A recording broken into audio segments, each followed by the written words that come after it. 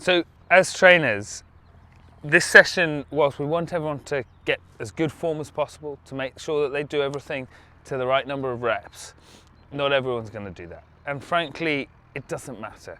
It is, ideally we try and get everyone doing it as properly as possible, but the most important thing is that people enjoy the experience and you care for the individuals. So know their name, be positive.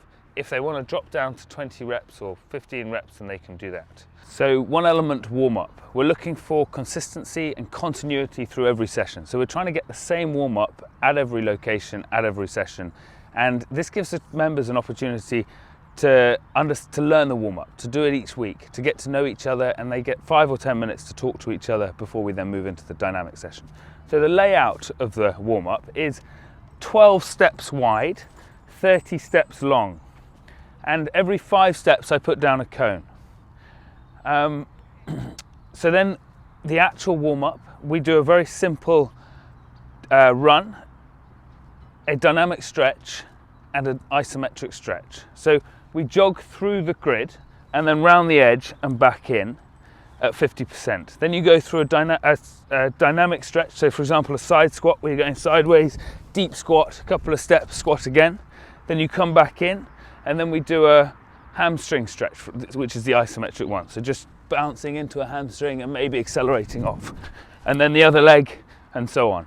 Then we come back in. So you've done your run, you've done your dynamic stretch, you've done your isometric. When you get back in, we then go back into a run, but we build it from 50% sprint to a 60% sprint.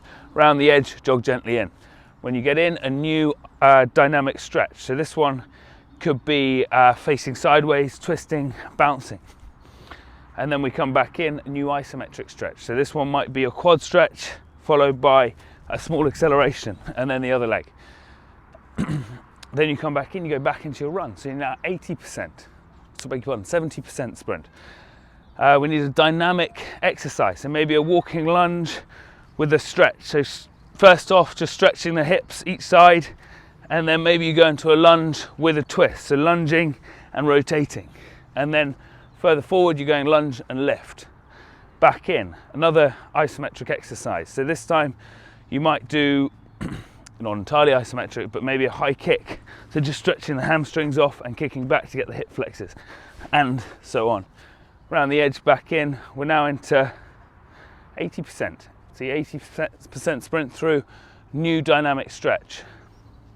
This time maybe side squats the other way, or twisting the other way, or changing directions. Back in, new isometric exercise. So this is high knee over a hurdle, for example.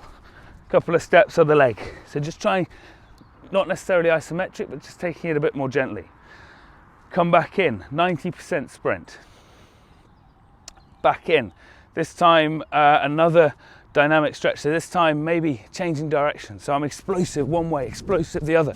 Trying to really get the energy up for the group now. Trying to maybe push them so they can't talk quite so much. Back in, another isometric exercise.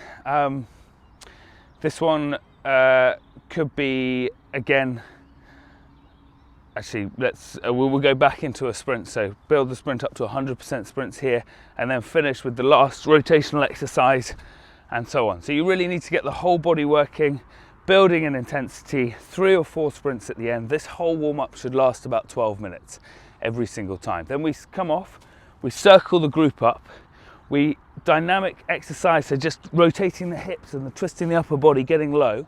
And as you're doing that, you then come up and ask everyone to go around their names, so shouting their names out, so even the new people get to know each other. And then we go into a very brief description of this week's session, and I'll be explaining each of those coming forward. So guys, so we have 26 sessions. Every 6 months, you'll be doing this session. It is a fitness test, but at the same time, it works every part of the body. It's a great gauge on how we're getting on, month to month, year to year, 6 months to 6 months. So work as hard as you can, set the distance you feel comfortable with, or the number of reps you feel comfortable with, and work as hard as you can. This is the Baker fitness session. It's a Baker test.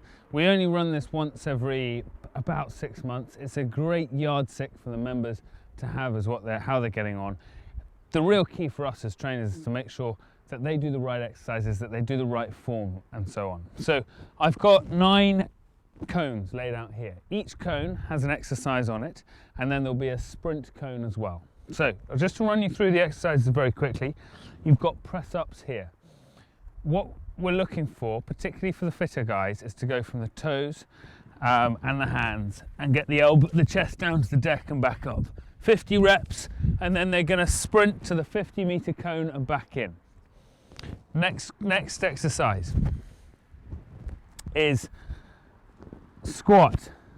So they're squatting down to 90 degrees and back up, and they're trying to do these as quickly as they can, but they're also trying to hit good form, so getting the bum low enough. Again, to the 50-meter cone, back in, fast as they can. Next exercise is a Russian twist. So here they're going to be sitting, feet in the air, touching either side. There and back is 1, 2, 3, 4. 50 reps, 50-meter cone, back in, fast as they possibly can. Next exercise is dips. So here they're on their backs, fingers pointing at heels, drop down and back up. Again, 50 reps, sprinting to the 50-meter cone, back in, fast as they can. High knees. So this is knees coming up to 90 degrees. Every single cone should have the exercise written on it, an indelible marker. So high knees, 1, 2, 3, 4, 5. Again, you just count on one side, not both sides. 50-meter cone, back in, fast as you can.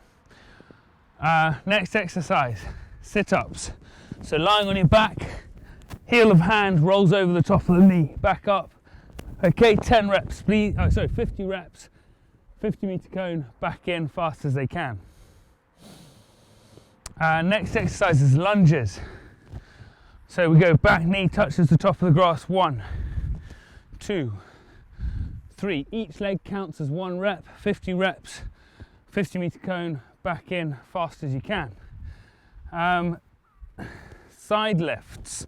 So here we're on one elbow, and you drop the hips down and up. 1, 2, 3. 25 on one side, 25 on the other. 50-meter cone, and back in, fast as you can again, please. And then finally, the last exercise is ski jumps. So we're going from one side to the other. There and back is 1, 2, 3, 4, 5, 50 reps, sprinting to the 50-meter cone and back in. Once they've done all the exercises, they go to the 50-meter cone and back in 5 times. That is your standard Baker fitness test. However, if you have people that are less fit, drop it down a bit. Say they can do 30 reps on each exercise. They obviously have to go to the 50 and back after each set, but then they only have to do 3 reps to the 50-meter cone and back in, as opposed to the 5 reps at the end. You can sometimes do 40 reps for those who are kind of intermediates, and I've got a few people who are very fit at Putney and Wandsworth where we run 70 reps for them, just to really test them. Basic fartlek run, we use lampposts where we can. On this particular set, we've got no lampposts out here, so we're just going to run it into the distance, making up the times. But normally, where you've got lampposts, I would tend to say jog 2, sprint 2, walk 1, and you find a circuit of paths that you can get back to the start point. It's incredibly simple and a good way to eat up some time, particularly around the Baker fitness test, that sort of thing. So here we don't have that advantage, so I'm just going to call jog, sprint, walk in about those distances. And we're going to go around the cricket pitch and back in, or we're just going to start it off, okay? So as a group, guys, we're just going to jog for equivalent of 2 lampposts, and then sprint hard as you can, 2 lampposts, and walk, down into a walk, and so on. And we would go around the whole circuit and back in. Okay, so this is the rugby cardio set. This is number 22. We're going to be opposite each other. This line we're going to call forwards. You're going to start on your front. We're here, and we're going to tip over our partner and hands out, ready for them to pop up. I don't want them popping up and putting their hands in eyes and so forth. Now Danny is going to call this. So he's on the floor. He's going to shout, ready, ready, go. And on go, he pops up, they pop up and push us to the 10-meter line, back in, back on their fronts. then Danny calls the same thing, ready, ready, go, and pops up, and we're going to do this 5 times. We're only going to do it twice for camera, but you'll do it 5 times on the session. Okay, on your call, Danny. Ready, ready, go. Let's get drive, drive, drive, drive, drive. Good, mate. Back in hard, back in hard. On your front again, please. Back on your front. Ready, ready, ready, go. So he's waiting for the whole line to get in, and he does it a second time, and he would normally do that 5 reps. So here's the Hammond set, 10 meters and 30 meters. You split into 2 groups. The front group are doing the sprints, the back group are doing press-ups. You want to try and motivate the back group to do 25 press-ups per rep rather. So front line, you're going to be sprinting forwards out to the first cone and then backwards in. Imagine the referee's called his whistle. You're trying to sprint backwards as fast as you can. There and back 4 times. Ready, go! There and back 4 times. So that's brilliant. George at the back here is trying to hit 25. Once they've done 4 reps, guys, we'll pretend you've done 4 reps. Stop there, Danny. George would pop up and do 4 reps. That's 1 set. We do that 4 times. This is proper old school fitness training. This is the sort of fitness training that the members' fathers and grandparents would have done at school. So really good, fun, old school style fitness.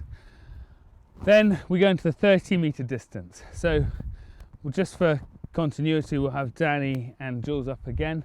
This time you're working with the 30-meter cones, which are the 2 pairs on either side, there and back 3 times.